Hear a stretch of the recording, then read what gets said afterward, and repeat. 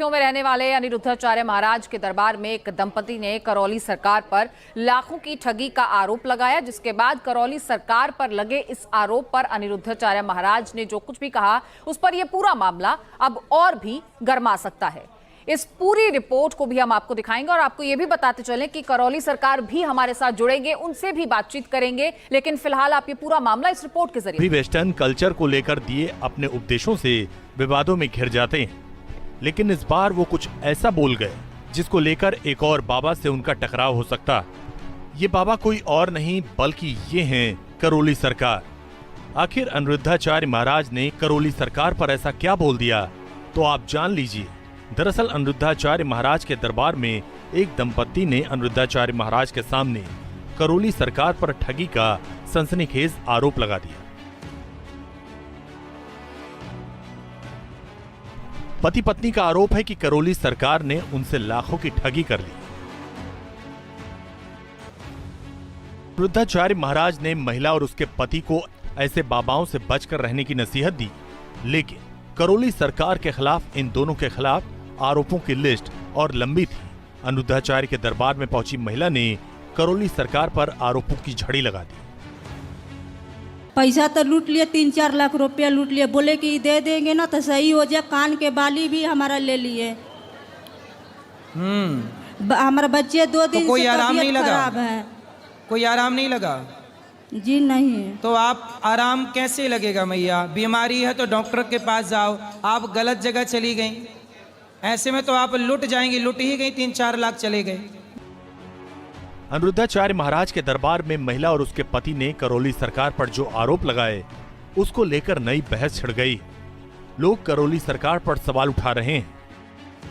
ये पीड़ित दंपति यहाँ पहुंचा था, उसने करौली सरकार के दरबार में हो रही ठगी और खुद के साथ हुई लाखों रुपए की ठगी का खुलासा किया। अब लोग इस वीडियो पर तरह तरह की प्रतिक्रिया दे रहे हैं और करौली सरकार की कार्यशैली पर सवाल खड़े कर रहे हैं। कथावाचक अनिरुद्धाचार्य महाराज ने कहा है कि प्रश्नोत्तरी कार्यक्रम में ये व्यक्ति आया था, उसने अपनी पीड़ा जाहिर की, लेकिन लोगों को अंधविश्वास से दूर रहना चाहिए, ऐसे लोगों से दूर रहना चाहिए जो लोगों को ठगी का शिकार बनाते हैं।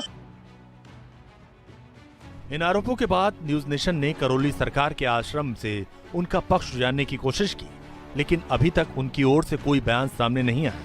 एक पीड़ित परिवार ने करौली सरकार पर जो आरोप लगाए वो बेहद गंभीर है।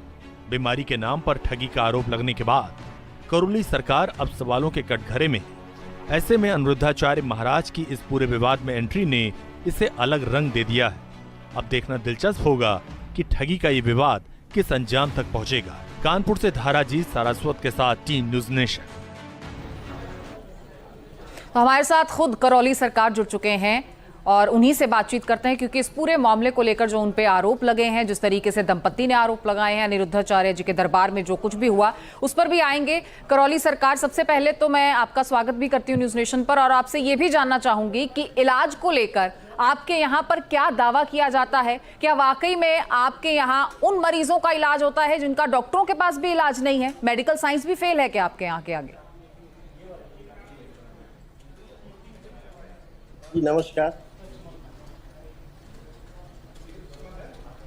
पहली बात तो ये है कि जो आरोप लगाए जा रहे हैं, वो जो आरोप लगाने वाली जो महिला है वो कहाँ, उसको लाइए मेरे साथ।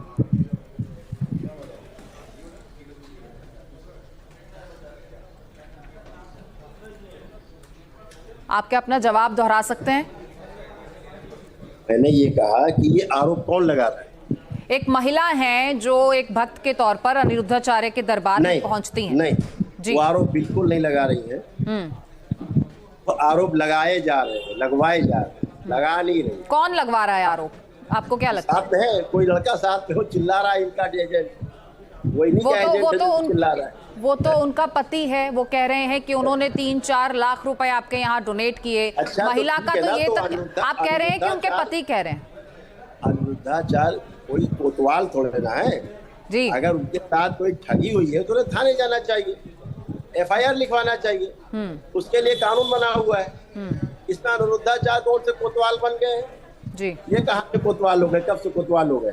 अपनी देखें जो महिलाओं बच्चियों के बारे में इतनी अश्लील टिप्पणी करते हैं, जिनके बारे में करौली सरकार ने, करौली शंकर महादेव धाम ने आवाज उठाई बराबर, और इनको कहा गया कि आप क्षमा मांगे।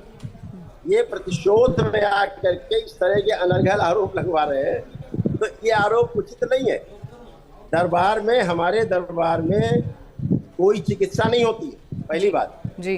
दरबार में जो रोगों का कारण है, जो पितरों की समस्याएं हैं, पितृ मुक्ति के लिए अनुष्ठान होते हैं, स्मृतियों से उनकी मुक्ति के लिए अनुष्ठान होते हैं, जप तप अनुष्ठान पूजा पाठ सभी कुछ होता है, और वो दरबार के ब्राह्मण कराते हैं जी। उससे मेरा कोई मतलब नहीं है। जो दरबार के ब्राह्मण कराते हैं, उसके पश्चात फिर हमारे पास सामने लोग खड़े होते हैं बताने के लिए कि हाँ मैं ठीक हूँ। आप उस महिला से पूछिए कि क्या कभी मेरे सामने खड़े होकर के आई, क्योंकि दरबार का एक नियम है। पहले 400 प्रकार के रोगों की लिस्ट है, मैं भी आपको एक लिस्ट भेज दूंगा व्हाट्सएप पे, उसको आप दिखाइएगा आराम से, देखिएगा। 400 प्रकार की लिस्ट है रोगों की, कष्टों की, उनकी स्मृतियों के नष्टीकरण के लिए।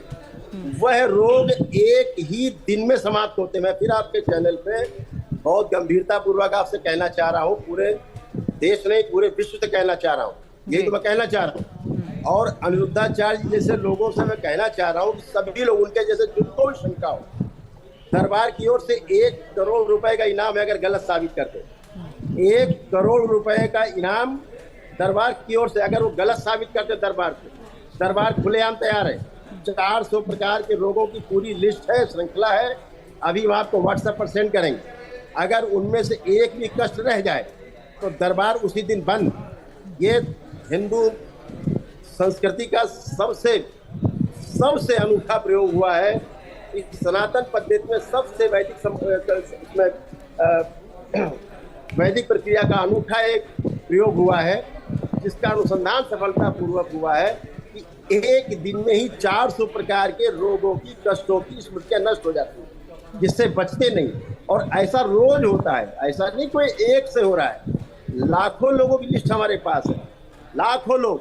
यानी 4000 रोगों का इलाज एक दिन में हो जाता है, आप ये कह रहे हैं? 400 प्रकार के कष्टों की नकारात्मक रोगी स्मृतियां एक दिन में ही समाप्त। लेकिन अनिरुद्धाचार्य तो अपने दरबार में उस दंपति को ये सलाह देते हैं कि आपको बाबाओं के पास नहीं जाना चाहिए, आप वहां पर ठगे जाएंगे, आपको डॉक्टर के पास जाना चाहिए अगर आपको कोई समस्या है, तो कोई बीमारी है। वो अपनी बुद्धि के अनुसार सही कह रहे होंगे, लेकिन मेरा ये कहना है कि दरबार वो लोग आते हैं जिनको डॉक्टर भी ठीक नहीं जहाँ पर हुआ कर पाते, जहाँ उनके लिए औषधि नहीं बनी।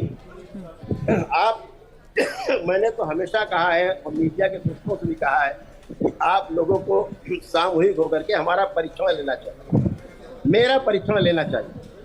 10-10 मरीज लेके हर मीडिया सेंटर को उपस्थित होना चाहिए।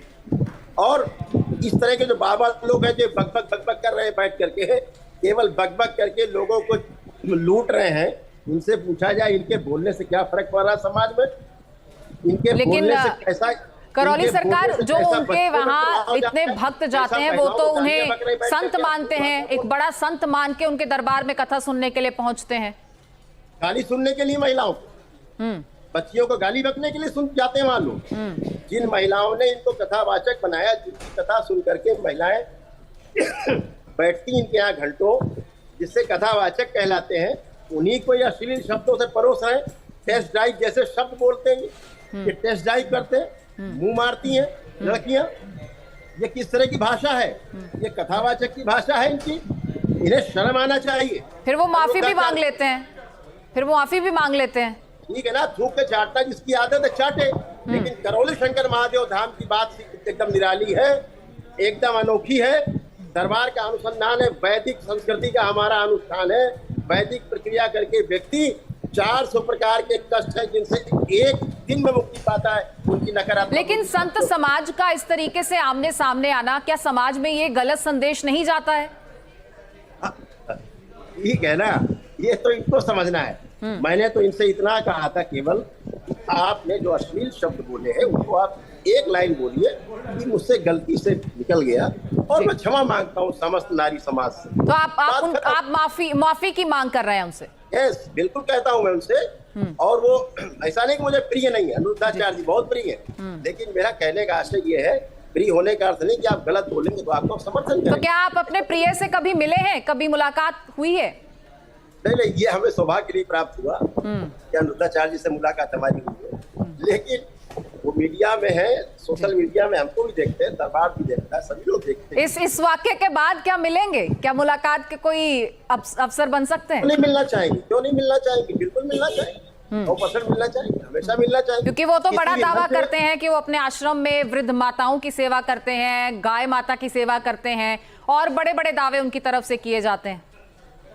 तो ऐसा है अमृता जी, दरबार भी सेवा करता है, ऐसा नहीं दरबार से सेवा नहीं करता है, दरबार भी निःशुल्क लोगों की मदद करता है। आप हमारे यहाँ आइए, हमारे यहाँ पड़ताल कीजिए, देखिए कितनी लंबी लिस्ट है।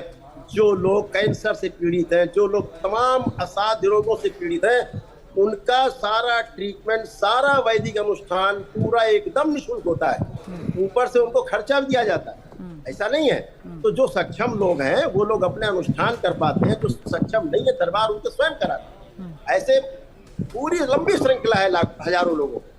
आप पूरी लिस्ट है, सबके टेलीफोन नंबर्स हैं, सबके मोबाइल नंबर आपको उपलब्ध है, आप सबसे बात करिए कि निःशुल्क हुआ कि नहीं होता है। करौली सरकार, आप कह रहे हैं कि आप भी समाज की सेवा कर रहे हैं, वो कह रहे हैं कि वो भी समाज की सेवा कर रहे हैं, फिर इस तरीके की भाषा का इस्तेमाल एक दूसरे संत के लिए, या किस तरीके की टिप्पणी कर देना चाहिए, या फिर किस तरीके से अपनी जबान को संभाल कर शायद बात करनी चाहिए, आपको लगता है?